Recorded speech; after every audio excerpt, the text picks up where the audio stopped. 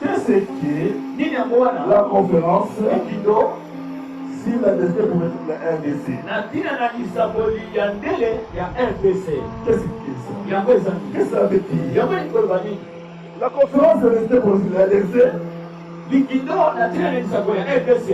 une réunion de diplomates ou des ambassadeurs de Christ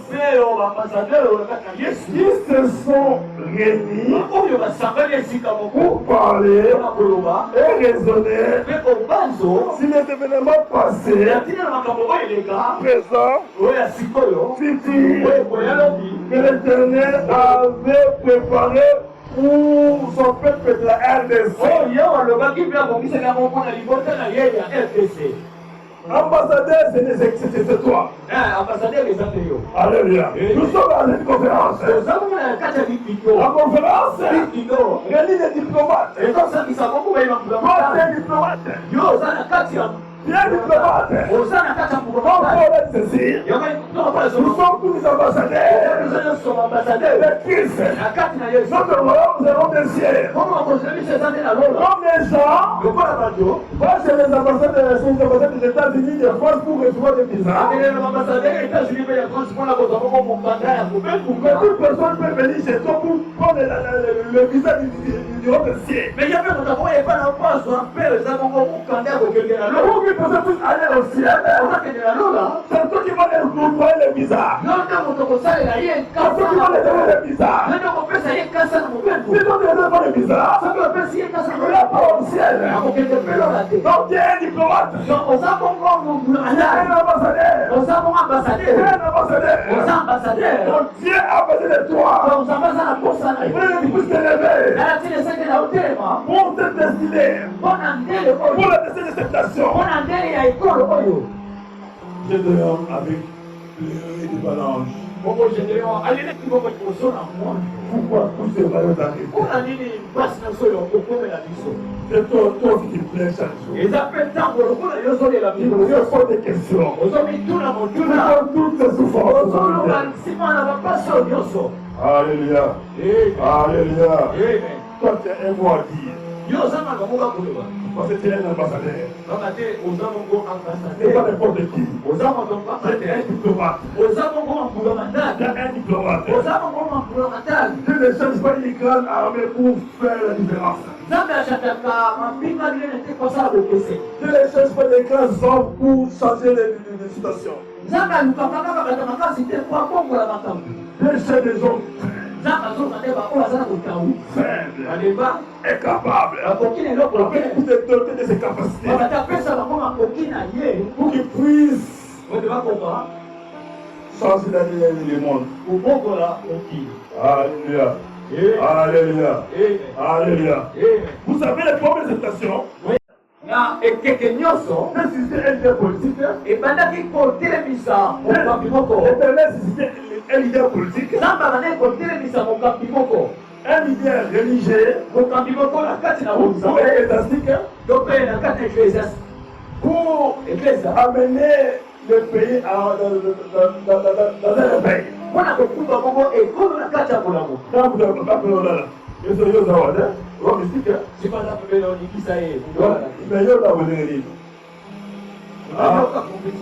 Alléluia.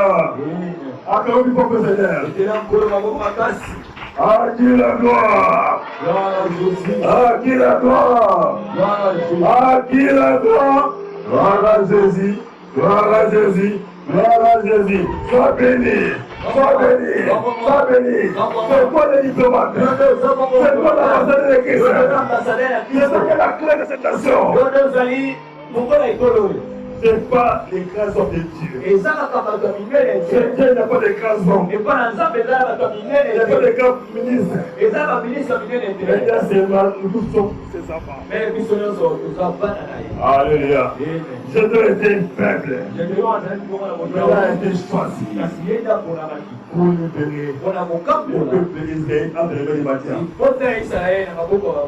C'est toi qui es diplomate. Alléluia. Alléluia. Il est merveilleux de voir. Il est merveilleux de voir. Il est merveilleux de voir. Maintenant, lisons na sisi kototaka RBC. RDC. RBC sur la livre d'Ésaïe 18.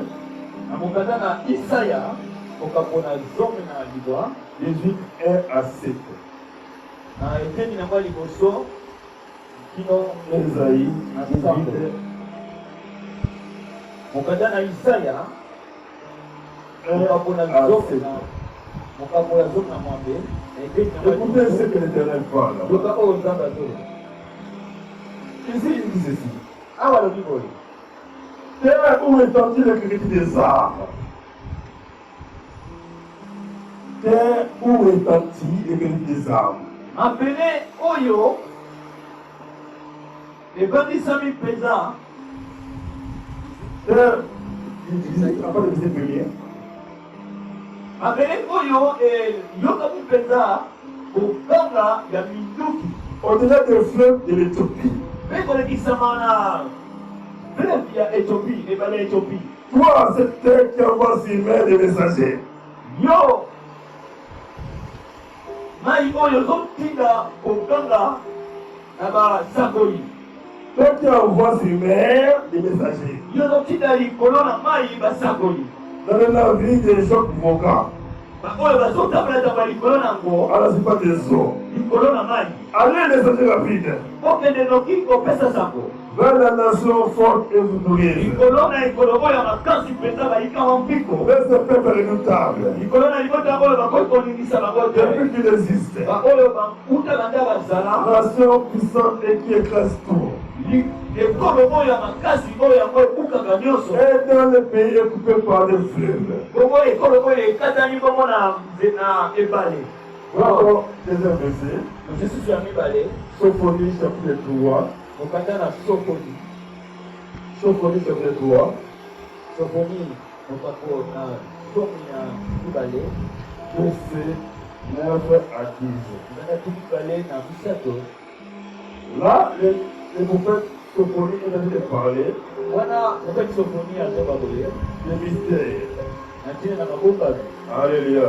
Amen. Alléluia. Amen. Celui qui a essayé de lire, oyo azwi mokambo ya kokotanga mokanda na Sofoni. il y avait quelqu'un qui lire dans l'assemblée.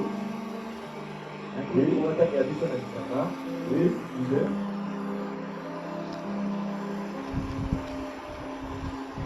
Oui, disait mon frère. Parti. Sophonie chapitre 3, verset 9 à 10.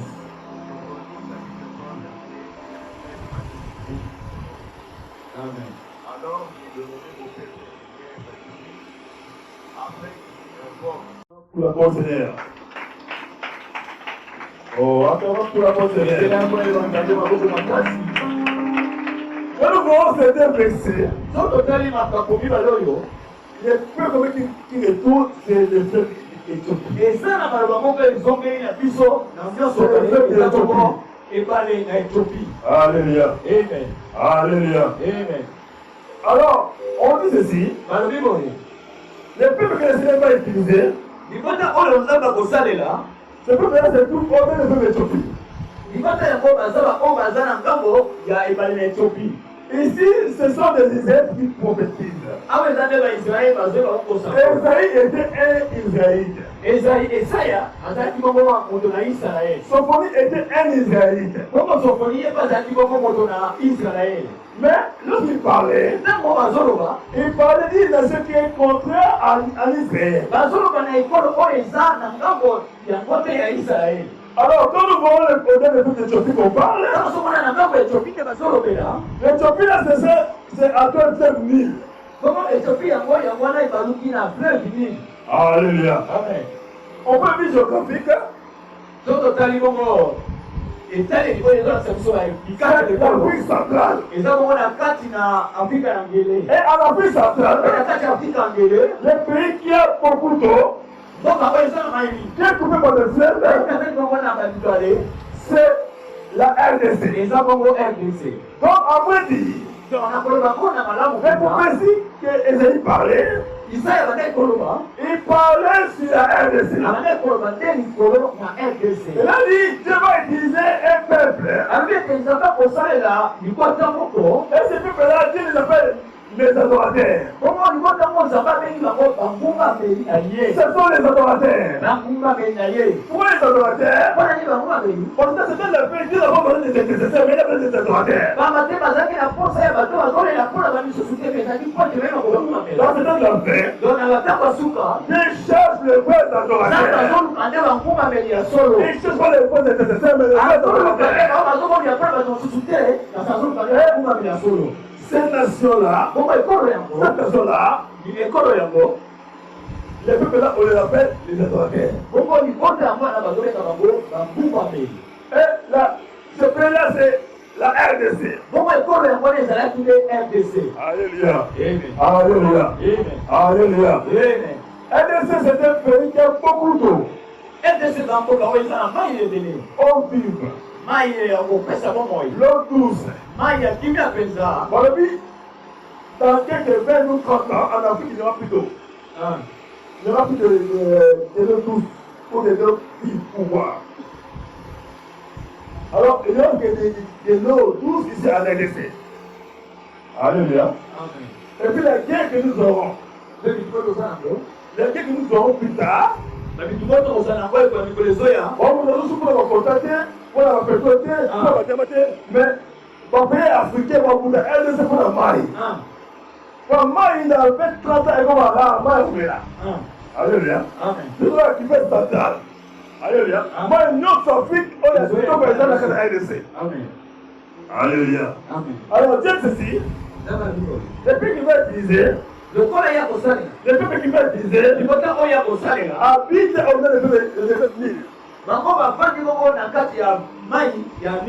Alléluia. Amen. Donc, Bazali peut venir congolais.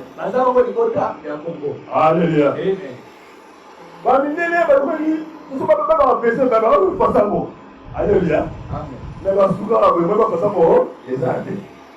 Alléluia. Alléluia. Parce que le débat, impossible. Alléluia. Tous ces deux versets-là parlent sur la RDC. Alléluia. Donc, son premier parlait sur la RDC. Et c'est le sur la RDC. Ça veut dire ceci. La RDC est une nation prophétique. Une nation prophétique. Dieu te connaît, toi, Congolais. Tu penses au moins au soutien. Alléluia. Zamba Bani Mama Sikera Mokaolo. Zamba Télé Mokaolo. Il va faire de grandes choses. Alléluia. Alléluia. Dieu te l'a dit. Si nous sommes vraiment les peuples de Dieu, pourquoi toutes ces souffrances, pourquoi tous ces malheurs? Alléluia. Alléluia. Soyez respectés des Congolais. Soyez respectés des Congolais. Soyez respectés des Congolais. Attends, moi-même, moi, c'était. Soyez. Parce que ta nation a été choisie par Dieu. Ta nation, Dieu le connaît. Alléluia. De ce moment, des siècles, des siècles, des siècles, des siècles. Dieu connaît cette nation-là. Alléluia. Alléluia. C'est ce qui est destiné prophétique. Qu'est-ce que les yeux prophétiques de RDC? C'est la conférence sur la destinée prophétique. Non, la destinée de la RDC. Amen. L'histoire de la RDC. L'RDC n'était pas une nation. Avant l'indépendance, avant la colonisation, nous avons notre royaume qui s'appelle le royaume Congo. Lorsque les gens ont venu ici, c'est le royaume Congo. pour aller koya na royaume Congo. Laisse les gens, tout arrivé à Ntango mondele Congo. bayaki na royaume Congo. Ils se sont étonnés d'avoir la divinisation. Bakama ki na komona mabongisi. Comment les rois de coupe étaient bien organisés. Mpona nini mboka ekolo oyo baza na mabongisi ya boye. La façon dont le coupe était organisé. Lolenge oyo mabongisi ezalaki. Il y avait des ministres. Ezalaki na baministre. Il y avait des parlementaires. Ezalaki na baparlementaire. Donc ils étaient bien organisés les rois. Ezalaki pene na mabongisi ya malamu. Alléluia. Amen. Alléluia. Amen. Et les plats étaient étonnés. Mpe mindele bakamwaki. Parce que ça, on voyait beaucoup de bateaux indigènes, mal organisés. Alléluia. Ils ont vu les royaumes commodés très bien organisés. Bakutaki bongo royaume Congo ezali bona mabongisi ya malamu. Alléluia. Amen. Par des rises, Kasi na nzela ya koluka koyeba ils sont entrés bakoti et ils ont constaté qu'il y avait des richesses énormes. mpe bakende komitala ete kokuta babi eza bozwi ya koyoba te. Il y avait un roi qui s'appelait le Côté, roi des Belges. Bongo ezalaki na nkumu moko na nkombo na ye Léopold. Et lorsqu'on a parlé de Congo, Ntango alobi na ntina na Congo, il a engagé des explorateurs ye atindaki bongo banungi pour aller voir les colonisations, pour chercher une colonie. mpona kokende koyeba lolenge bakoki kokota Il disait ceci, nde nango bakoye j'aimerais que la Belgique ait une colonie. nalingi ete belge ezala bongo na bokonzi. Alléluia. Amen. Et que ma Belge, pas à moi, baza bakonzi ensuite, les soldats américains parcourent à cette la vérité. Maintenant, avec la Congo, il était très content. asepelaki ta makoka ntia. Alléluia. Il avait des dispositions vraiment, comment dire, il avait des pensées, de conquérir les Congo. azalaki susu na makanisa koyeba bongo azwa Congo Les bassins du Congo. na ntina na Congo. Amen. Hein? Amen. Alors, qui était le Condé? bongo Léopold azalaki na Le Condé était un roi Léopold azalaki bongo kumu d'un pays qui s'appelle la Belgique. na ya mboka oyo babengi Belgique. Alléluia. Amen. Alléluia. Amen. Était le roi de la Belgique. azalaki bongo kumu ya Belgique. Il était le deuxième roi de la Belgique. azalaki kumu ya mibale na Belgique. Parce que le premier roi était Léopold I, premier. ya liboso abengami na nkombo ya Léopold ya yango. Amen. Hein? Amen. Amen. Hein? Amen. Voilà, on va arrêter ici pour la première partie. tokosuka awa na ntina na litono ya liboso. On va encore rester pour la deuxième partie. tokende kokozwa ntango ya mibale On va faire une pause de quelques minutes tokobenga moke pour pouvoir étudier encore ce qui reste. po toyekola oyo etikali. Amen. Amen. Alléluia. Amen. Lorsque je venais, nous allons parler de l'historique de la RDC. ntango tokozoba tokokoba kozwa na ntina na lisolo ya RDC. Et puis, si le temps nous permettra, on va parler de la prophétie biblique de la RDC. mpe soki bongo ekopesamela ngai na koba mpe na ntina na lisakoli na ntina na RDC. On va donner des versets tokopesa makambo qui parlent de la prophétie de la oyo RDC. ezoloba na lisakoli ya RDC. Amen. Amen. Pour l'instant, je vais répondre un peu pendant quelques minutes. Et on va prier, prions.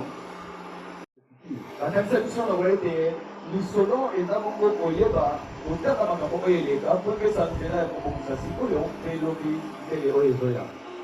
Alors, l'histoire du Congo est vraiment complexe. bongo lisolo ya kongo yango eza mpenza na bambinga mingi mingi. On dit c'est une répétition. na koya ete eza bongo kaka kozongela. Alléluia. Amen. Auparavant, avant l'époque coloniale, na koleka mpenza na kotala bongo na ekeke oyo ekokaka biso nous avons ici un royaume qu'on appelle le royaume Congo. tozalaki bongo na royaume moko balingaki bongo na royaume Congo. Royaume Congo était un royaume bien organisé. royaume Congo ezalaki royaume oyo ezalaki mpenza na mabongisi na po.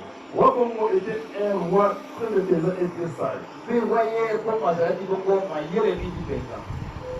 Et Royaume Congo, c'était la capitale était je crois 160 donc c'était en Angola. yango mpe bengolaki na san salvador oyo ezalaki bongo na kati na ngola. Le Royaume Congo prenait l'Angola, Congo, RDC, un petit Congo Brazza, Gabon, de Togo ici au Cameroun. Moi, pourquoi je vois que moi, je suis au Angola, C'était un grand voyage. tout ça. Alléluia. Alléluia. Amen. Et encore, vous pouvez demander entre 3 ou 4 pays. L'Angola, l'RDC, Congo Braza et l'Île Gabon. Alléluia. Amen. Alors, l'État, lorsqu'il faisait des exportations partout dans le monde entier, on peut dire que vous connaissez des explorateurs qui partaient dans les continents pour vérifier les continents.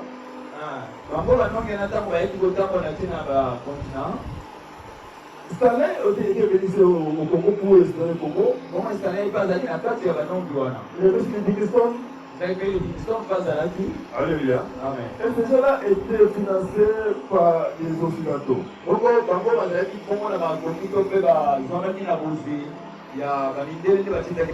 Mais les rois Baudouin, le Paul D avait une ambition. Mais le Paul D. Et il disait à lui-même, la Belgique c'était un tout petit pays. Mais il faudrait que la Belgique puisse avoir une colonie. C'était sa passion à lui. Alléluia. Amen. Il finançait les explorateurs.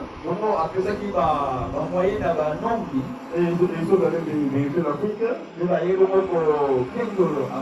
les explorateurs ont vu le Congo. Et il dira ceci. Congo était pays riche. Là, il y a des caoutchoucs.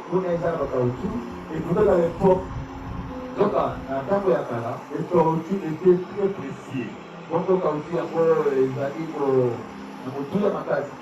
Tellement que les besoins de technologie matin qui vont pour ça, en tout cas. Alors, ils avaient des caoutchoucs pour faire des pneus, des choses pareilles. Et les caoutchoucs étaient rejetés dans le monde. Et c'était très cher. Mais le Congo contenait une grande quantité de caoutchouc. Alléluia.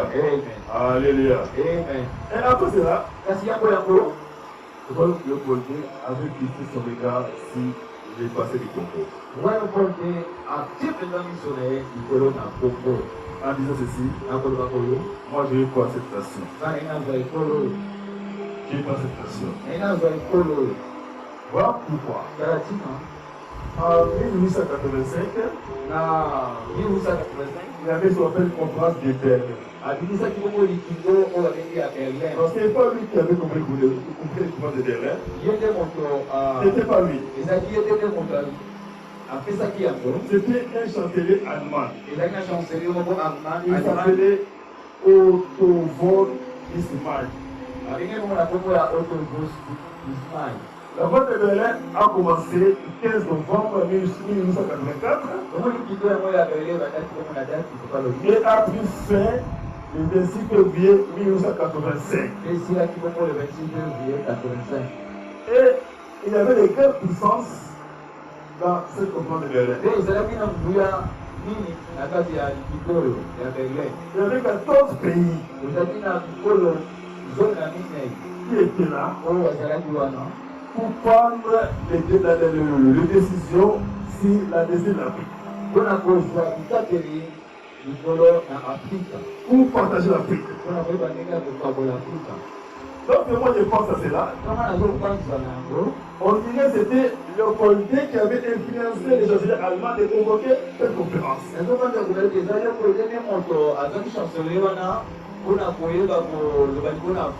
Parce que le Paul D, il était un allemand d'origine.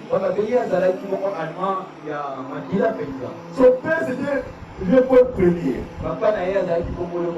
Il était prince de l'Allemagne.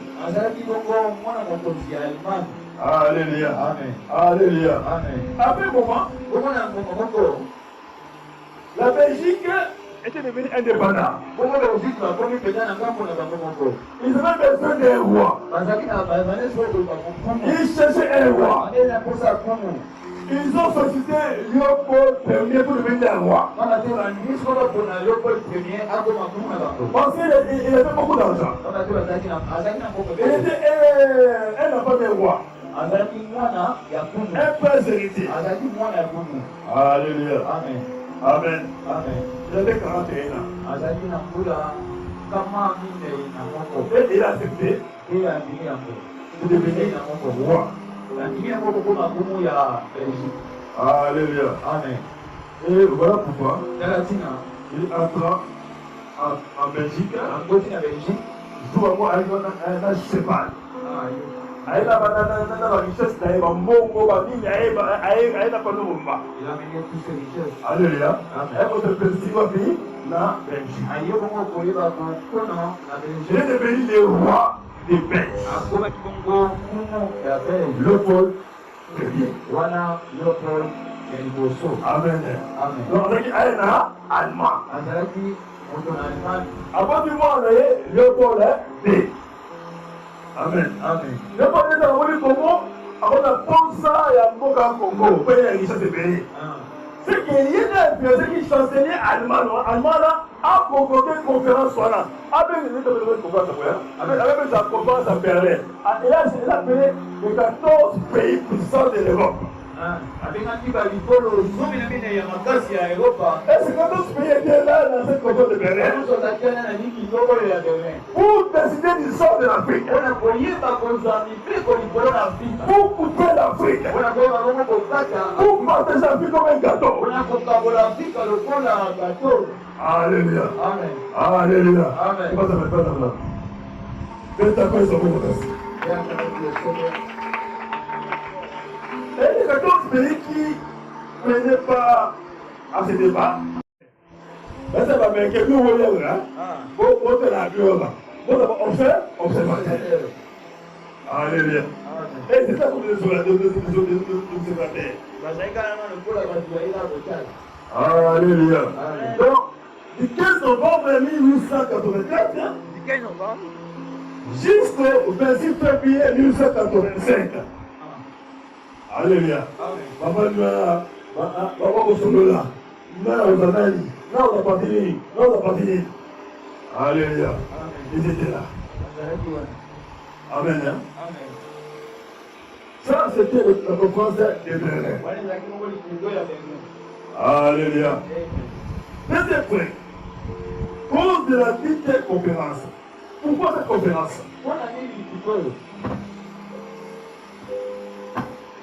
Pourquoi cette conférence? Pourquoi cette conférence? C'était pour mettre fin à plusieurs rivalités.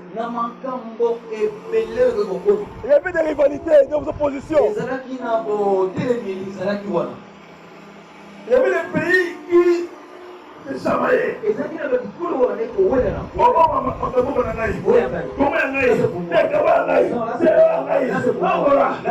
Alors, beaucoup de pays avaient des rivalités. Alléluia. Combien de rivalités? Nous avions la rivalité entre la France et la Belgique. Vous avez comment ça a gagné? Mais c'est vite comment ça a gagné. Vous avez comment ça a gagné? Alléluia. Et vous avez rivalité entre la Portugal et la France aussi dans voilà. Alléluia. Vous avez dit Angolais ça a gagné. Alléluia. Vous avez dit à l'époque vous savez comment arrêtez d'Angola vous avez à Bissau. Vous avez dit non là à Bissau. Mais il y avait des conflits pareils. Pour éviter des guerres, le chancelier allemand, Bismarck, Otto von Bismarck, avait les 14 pays là. Et ces 14 pays là ont envoyé leurs diplomates.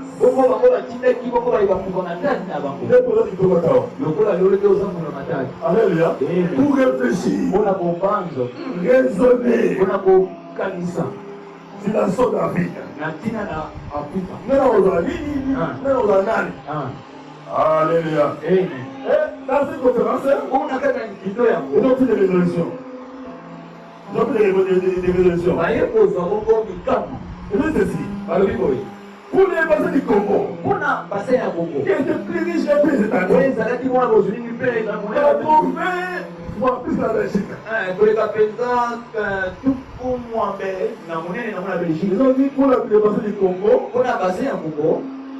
ils avaient signé un traité de libre-échange.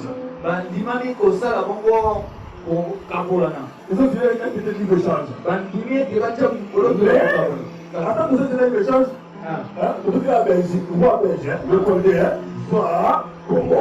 Mais nous avons accepté ça de donner ça au roi Mais, belge. comme le roi belge a eu le Congo, Le coup la roi belge a donné Congo. comme le roi le Condé était le Congo, Le coup la roi Condé. ça que Il y avait été. c'est un pays de libre-échange. ezalaki mboka moko epesamaki kaka na ndenge ya kopesa. Alléluia. Amen. Alléluia. Amen. Ça va? ezokete Maintenant, comme les frères, etolobisa traité de libre-échange. na kotala na kopesama wana. Qu'est-ce que c'est dans ce traité de libre-échange?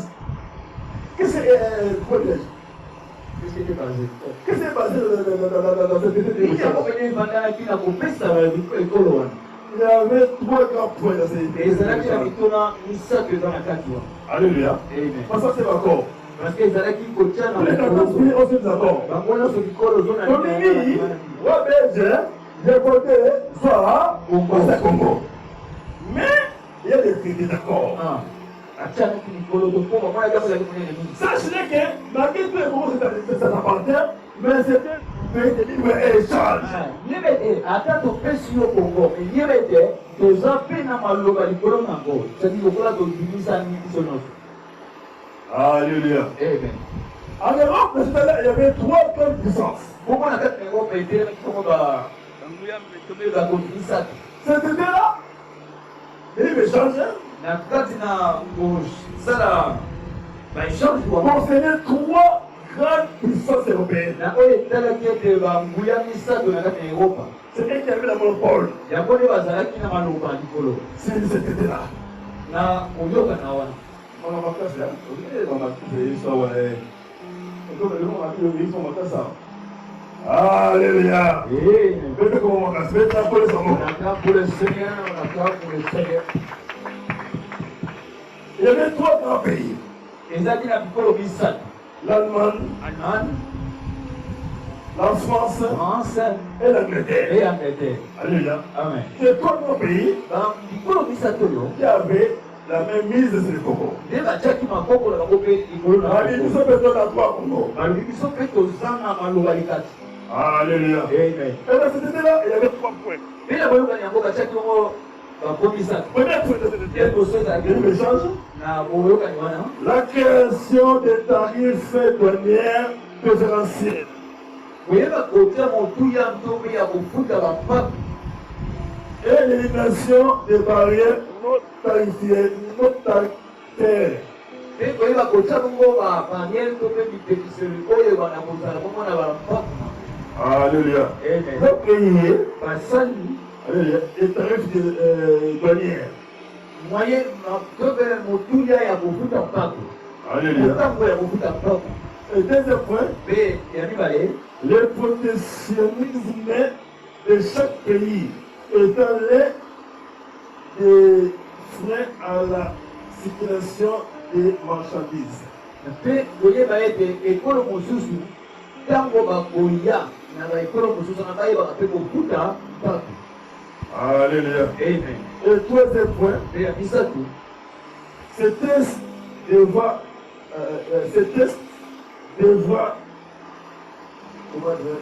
également harmoniser les politiques commerciales des trois grandes puissances. na koyeba ete na bikolo misato oyo bayeba kobongisa lolenge na bango ya kosala baéchange sur le plan ya kopesa na biloko na mboka na bango. Donc, ce devrait également harmoniser les politiques commerciales de ces trois grands pays-là. babongisa lolenge ya kopesa na biloko to mpe biloko na bango nyonso ezala na lolenge moko ya kopesa. Donc, non, trois pays-là, basé sur l'intérêt européen, na RDC na pasa Congo. Alléluia. États-Unis, Grande-Bretagne, France, Allemagne. Donc on descend là, pasa Congo. Mais vous avez besoin moi liste de c'est là qu'on a. Et qu'est-ce que ça et ça pour Alléluia. Amen. Donc les créateurs du Congo, le fondateur du Congo c'est qui? Lokolde. Lokolde yende moto ya kisoyo okukisa yango. Il a fondé le Congo, mais bapesi yango babi bato pesio. Mais trois grandes puissances m'appellent la terre là-bas. Alléluia. Faites des appels là-bas. Ça aussi. Mais faites des appels là-bas Congo. Alléluia. Alléluia. Vous comprenez? Vous comprenez? Vous comprenez? Vous êtes là pour les savoir.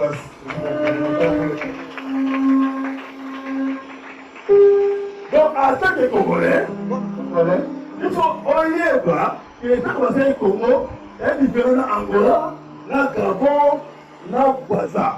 Alléluia. Le Congo est un pays dont les rois belges avaient la monopole.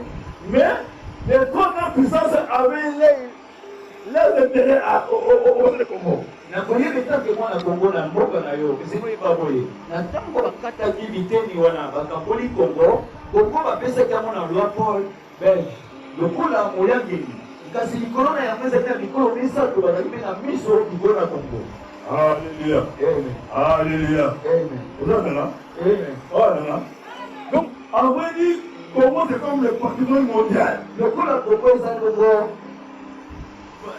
Donc, on va Dieu surtout. Moi, vous connaissez cela. Il disait tout ceci. Le Congo est un pays hospitalier. Alléluia. Tout le monde au Boya, il y a un autour. Alléluia. Il y a un autre Congo. Donc, on voit bien. Alléluia. Alléluia. En état, il disait que l'homme comment a mis son mot. Alors là, nous avons des problèmes et des problèmes. Quand tout le monde va faire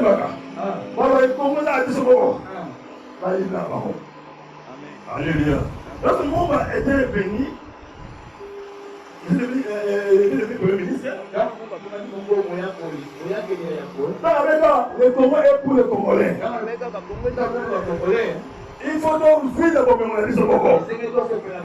L'étranger montre le Congo tranquille. Il faut que ce soit mis au Congo. Parce que Azomani, au ministre, était un homme à battre. Alléluia. Alléluia. Alléluia. Même, quand nous sommes les gens comme moi, nous devons avoir propagande. Oh non, comment on a Congolais? Il y a un bisou dans la boca. Il faut il y a un bisou dans la boca. Nous devons avoir jamais, on va jamais plus tard. Alléluia. Parce que Congo, c'était l'intérêt de tout le monde. Alléluia. Les grandes puissances-là sont là. L'Allemagne, l'Angleterre, la France sont obligés